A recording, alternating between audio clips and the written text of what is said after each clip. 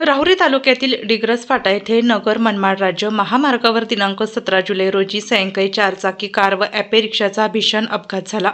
या घटनेत 3 जण गंभीर जखमी, 2 जण किरकोळ जखमी झाले असून एक 55 वर्षीय महिला जागीच ठार झाली।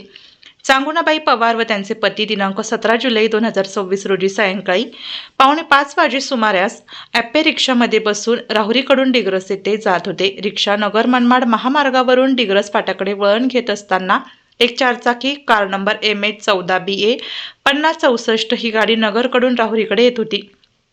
त्यावेळी चारचाकी कारने ॲपे रिक्षाला जोरदार धडक दिली।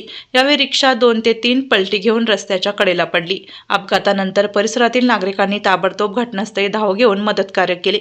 या भीषण अपघातात रिक्षामधील चांगुणाबाई भीमा पवार वय वर्ष 55 राहणार डिग्रस तालुका राहुरी या जागीच ठार झाल्या, तर रिक्षा चालक सीताराम उर्फ ताया सीताराम शिंदे राहणार कोटुंबे आखाडा भीमा बाबूराव पवार राहणार डिग्रस तसेच चारचाकी कारमध्ये असलेले दीपक संभाजी हारे, रोहिणी दीपक हारे या पती पत्नींसह त्यांचा मुलगा दक्ष दीपक हारे वय वर्ष 10 तिघे राहणार लोणी हे गंभीर जखमी झाले।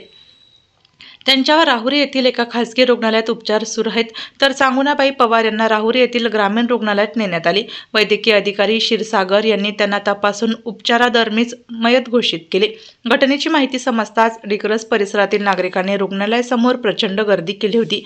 चांगुणाबाई पवार यांच्या अपघाती निधनाने परिसरात हळहळ व्यक्त केली जात आहे।